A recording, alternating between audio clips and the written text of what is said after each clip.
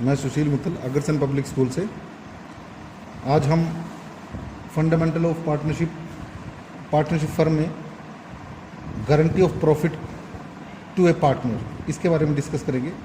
ये इसका last topic है। इसके बाद आपके लगभग सभी क्वेश्चन हो जाएंगे। आपने सभी क्वेश्चंस को बार बार कम से कम 2 या 3 बार ट्राई करना है, और जब तक 2 या 3 बार आप ट्राई नहीं करोगे तब तक आपको ये क्वेश्चन क्लियर नहीं होंगे, क्योंकि हमने इनके कंसेप्ट को क्लियर करना है। क्वेश्चन करने की सॉल्व करने की ज़रूरत नहीं है। क्वेश्चन तो अपने आप सॉल्व हो जाएंगे अगर हमें कंसेप्ट क्लियर हो जाए। गारंटी ऑफ पार्टनर में जब किसी पार्टनर को, सपोज ABC 3 पार्टनर हैं, ABC are partner in a firm.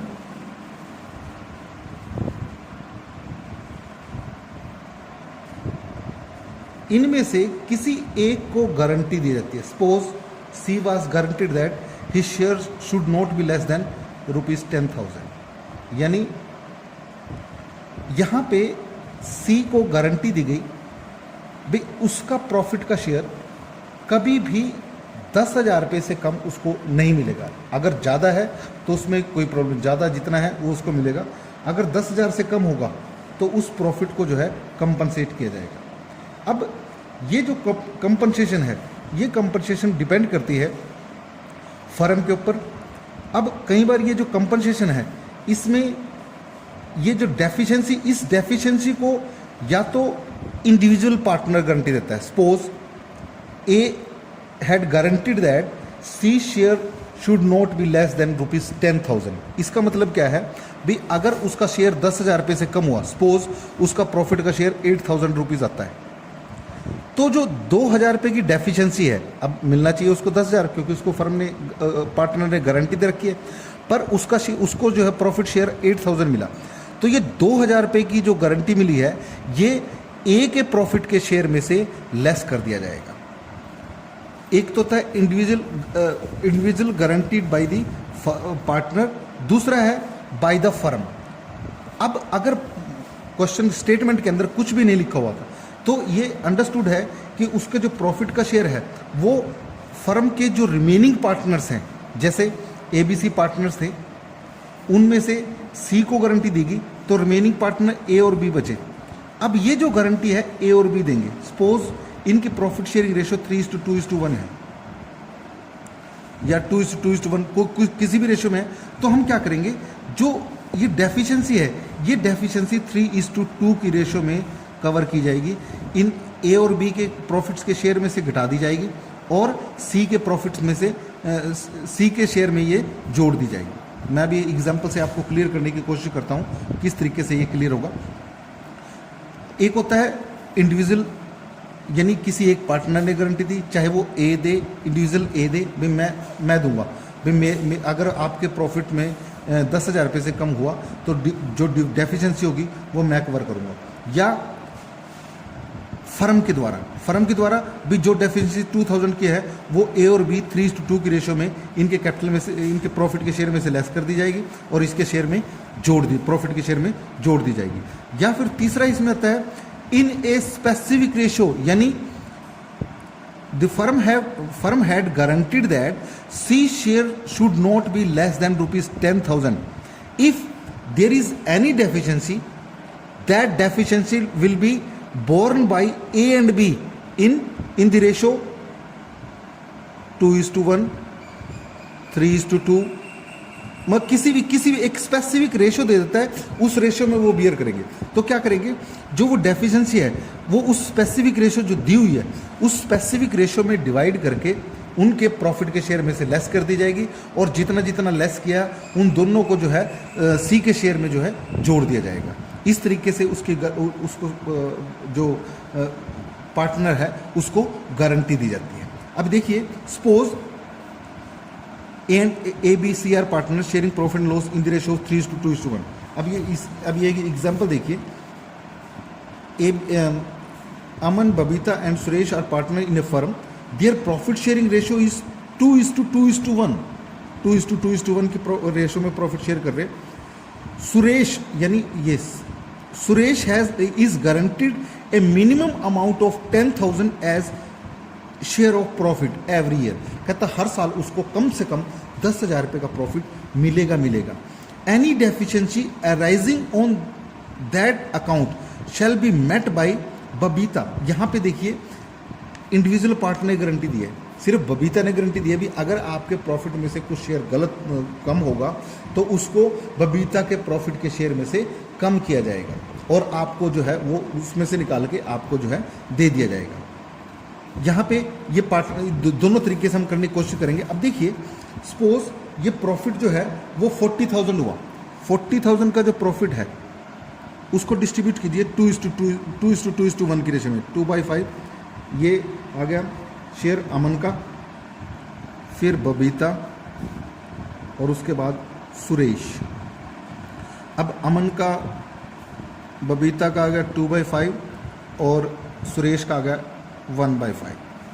ये शेयर इनका आ जाएगा 16,000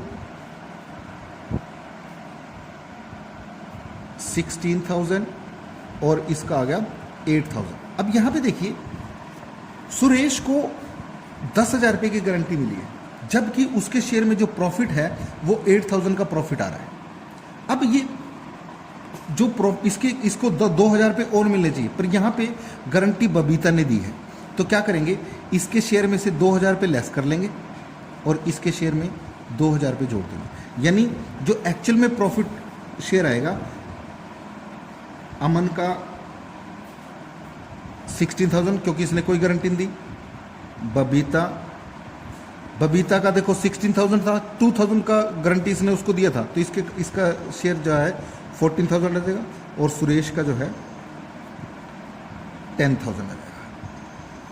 अब कई बार क्या होता है वो क्वेश्चन में आपको ये कह देता है prepare profit and loss appropriation account, तो profit and loss appropriation account में हम इसको कैसे शो करेंगे,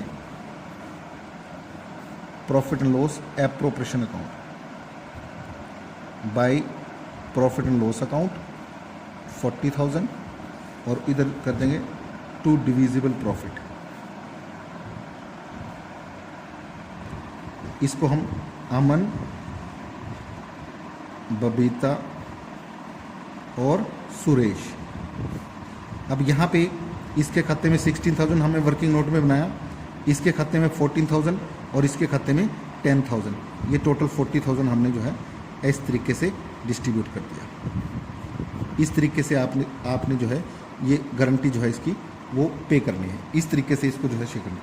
अगर मान लो अब वो ये कह देता भाई Suresh was guaranteed that his share should not be less than ₹10,000 if there is any deficiency will be borne by A and B, यानी अमन एंड बबीता। तो क्या करते 2,000 को अब कोई स्पेसिफिक रेशो नहीं दी तो स्पेसिफिक रेशो क्या आ जाती, क्योंकि रेशो उनकी 2:2:1 थी, सुरेश चला गया तो रेशो 2:2 आ गई, यानी 1/2, 2,000 का 1/2, यानी फिर दोनों के खाते से हम क्या करते 1,000 ईच लेस करते, फिर इसका 15,000, इसका 15,000 और इसका 10,000, इस तरीके से हम profit and loss appropriation account के अंदर शो करते हैं। इस तरीके से ये गारंटी ऑफ पार्टनर के क्वेश्चन जो है आपने शो दिखाने हैं। अब आगे देखिए एक इसके क्वेश्चन और है, थोड़ा सा इससे अलग उसके अंदर आता है ये। इस क्वेश्चन में देखिए किस तरीके से इसमें क्या हुआ कि A and B are in partnership, share profit and loss in the ratio of 3:2, they decide to admit C their manager. अब उनका क्या था, मैनेजर था सी, उन्होंने क्या किया मैनेजर को अपना पार्टनर बना लिया। अब जब मैनेजर को जो पार्टनर बनाएंगे तो उसकी कुछ कंडीशंस होती हैं। कई बार क्या होता है कि मैनेजर को अप्रिशिएट करने के लिए वो क्या करते हैं भी ताकि मैनेजर जो है वो और अच्छी तरह से काम करे, इसलिए उसको थोड़ा प्रॉफिट का लालच दिया जाता है। भी सैलरी में अगर काम ना चले तो उसको जो है हम एक्स्ट्रा यानी उसको ज़्यादा शेयर जो है वो मिल जाए, इसलिए उसको जो है पार्टनर बना लेते हैं।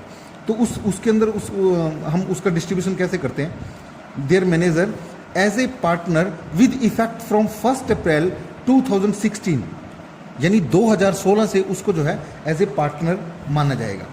अब ये कहता है सी जब मैनेजर था he was receiving A salary of ₹27,000 per annum. यहाँ पे देखिए, यहाँ पे भी आपको थोड़ा सा कंफ्यूज कर सकता है।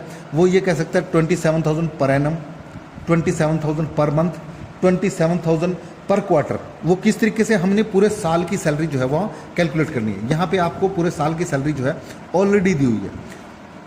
उसके बाद क्या कहते हैं, receive as a partner some and a commission. एक तो 27,000 रुपये की उसको सैलरी मिल रही थी और साथ में उसको commission 10% of the net profit, जो प्रॉफिट है उस प्रॉफिट पे उसको 10% की कमीशन भी मिल रही थी। हमने देखा था जब मैनेजर कमीशन शुरू में डिस्कस किया था, उसमें मैनेजर कमीशन जो है दो तरीके से कैलकुलेट की जाती थी। एक होती थी बिफोर चार्जिंग कमीशन, एक होती थी after charging commission. Before charging commission में हमने देखा था जब बिफोर चार्जिंग करते थे तो सीधा जो है profit multiplied by rate divided by 100 होता था।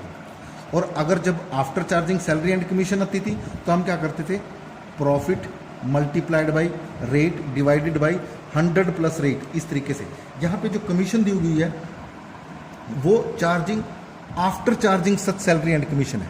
तो आफ्टर यानी ये सेकंड वाला फार्मूला जो है इस पर इम्प्लीमेंट होगा। तो इस तरीके से हमने जो है एक मैनेजर को पार्टनर बनाया गया। अब हम उसमें ये देखेंगे भाई एज ए पार्टनर उसको कितना शेयर मिलता है और एज ए मैनेजर उसको कितना शेयर मिलता है। इन दोनों का जो डिफरेंस है, अगर मान लो एज ए पार्टनर उसको कम मिल रहा है और एज ए मैनेजर उसको ज़्यादा मिल रहा है, या एज ए मैनेजर उसको कम मिल रहा है और एज ए पार्टनर ज़्यादा मिल रहा है, तो जो डिफरेंस होगा ना that will be borne by वही सेम, या तो इंडिविजुअल पार्टनर द्वारा बियर किया जाएगा या फिर किसी एक या फर्म द्वारा बियर किया जाएगा या फिर फर्म द्वारा एक स्पेसिफिक रेशो। जिस भी तरीके से वो स्टेटमेंट में कहता है उस तरीके से हमें सोल्व करना है। यहाँ पे वो क्या कहता है, in terms of the partnership deed any excess amount which C will be entitled to receive as a partner over the amount which would have been due to him in the continued to be a manager। as a manager जितना उसको profit का share मिल रहा है would have to be personally borne by A out of his share।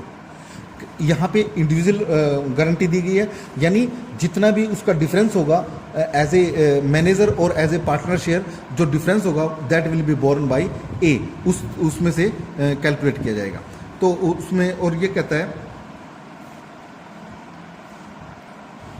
Out of share of profit for the year ended 31 March 2017 amounted to ₹2,25,000 before payment of salary and commission. अब इसमें से salary और commission नहीं घटी हुई। यहाँ पे इस क्वेश्चन में ये बिफोर भी दे सकता है और आफ्टर भी दे सकता है। यहाँ पे क्वेश्चन को स्टेटमेंट को जो है ध्यान से, यहाँ पे कंफ्यूजन आपका बढ़ जाएगा। आफ्टर और बिफोर दोनों में देखना, अगर आफ्टर है तो इसमें हमें जोड़नी पड़ेगी क्योंकि टोटल प्रॉफिट हमें कैलकुलेट करना पड़ेगा। अगर बिफोर है तो इसका मतलब इसमें इंक्लूडेड है। अब यहाँ पे देखिए ऐसे क्वेश्चन को हम किस प्रकार से सोल्व करेंगे। सबसे पहले हम ये देखेंगे भाई सी को जो है एज ए मैनेजर कितना अमाउंट मिल रहा है। As manager C will receive कितना, सबसे पहले उसको सैलरी मिल रही है, 27,000 पर एनम। अगर पर मंथ होती तो 12 से मल्टीप्लाई करते, क्वार्टर होती तो 4 से मल्टीप्लाई करते। अब क्योंकि पर एनम दिए तो 27। अब उसकी कमीशन कैलकुलेट करेंगे।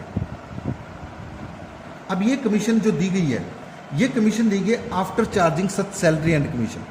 After charging such salary and commission का मतलब क्या है, इस 2,25,000 रुपये में से हम 27,000 लेस कर देंगे, सैलरी इसमें से लेस कर देंगे। जो बचेगा वो 1,98,000 बचेगा, उसके ऊपर कमीशन लगाएंगे 10%। अगर बिफोर होता तो सीधा हम 2,25,000 पे जो है 10% कमीशन लगा देते। इस पॉइंट को जो है ध्यान रखना। यहाँ पे उसकी जो कमीशन आई 19,000 की कमीशन आ गई, 18,000 की कमीशन आ गई। 11 बन जाए 11, हाँ ठीक है ना, 1188 ठीक है। 19,000 रुपये उसकी जो है एज ए कमीशन उसको मिली। अब एज ए कमीशन मिली उसको, अब उसको टोटल एज ए मैनेजर 45,000 मिल रहा है। अब हम ये देखेंगे एज ए पार्टनर उसको कितना मिलना चाहिए था। ही is receiving,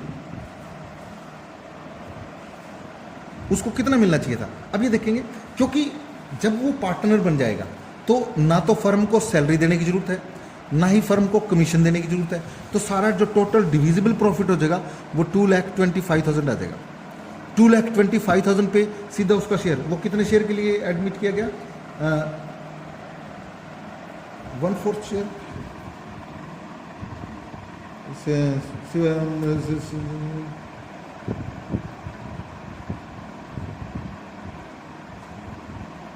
partner give 1/4 share. अब वो 1/4 शेयर के लिए एडमिट हुआ तो इसका 1/4 शेयर सीधा जो है कैलकुलेट कर लेंगे। ये आ जाएगा आपका 4 5 जा 20, 4 6 जा 4 2 जा 56,200 और 50 जो है वो अमाउंट उसको जो है एज ए पार्टनर मिल रहा है। अब देखो, as a manager he is receiving 45,000, as a partner he is receiving 56,200। तो डेफिशिएंसी कितनी होगी? डेफिशिएंसी आ गई 56,250 में से 45,000 हम लेस कर देंगे, 0,5,2,1,1 यानी 11,250 वो जो है उसका जो है 11,250 ये जो डेफिशिएंसी है विल बी बोर्न बाई ए, यहाँ पे लिखा है ए के शेयर में से। अब इन तीनों का हम शेयर कैलकुलेट करेंगे तो उसमें देखिए हम किस प्रकार से इसको जो है कैलकुलेट करेंगे। अब देखिए टोटल शेयर जो है, टोटल प्रॉफिट जो है 2,25,000 है। इसमें से हमने क्या किया, सी की कमीशन सैलरी एंड कमीशन 18,000 ये लेस कर दिया। जब ये लेस करोगे तो ये डिफरेंस जो है 1,80,000 का प्रॉफिट आ गया। अब ये 1,80,000 का जो प्रॉफिट है ये ए और बी का है।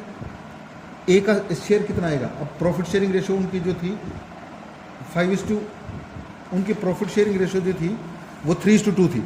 अब 1,80,000 में से 3/5 उसका शेयर निकाल लो, 1,08,000। बी का प्रॉफिट शेयर कितना आएगा? 72,000 और सी को कितना मिला? 45,000। जबकि सी को मिलना कितना चाहिए था? डेफिशिएंसी कितनी है? 11,250 और ये 11,250 किसने बियर किया है? ये बियर किया है ए ने। तो ए के खाते में से 11,250 जो है लेस कर देंगे। ये इनका डिस्ट्रीब्यूशन ऑफ प्रॉफिट आ जाएगा। 0 5 9 में 7 7 में से 6 10 में से 9। इतना शेयर 96,750 ए का, 72,000 बी का और सी का जो है 56,250 ये हम एप्रोप्रिएशन अकाउंट में डिस्ट्रीब्यूशन ऑफ प्रॉफिट जो है शो कर देंगे। इस तरीके से आपने जो है इन क्वेश्चंस को जो है सोल्व करने की कोशिश करना है। और ये क्वेश्चन इसी तरीके से, पर बस आपने प्रॉफिट बिफोर और प्रॉफिट आफ्टर उसका ध्यान रखना है और सैलरी कमीशन का ध्यान रखना है। Thank you.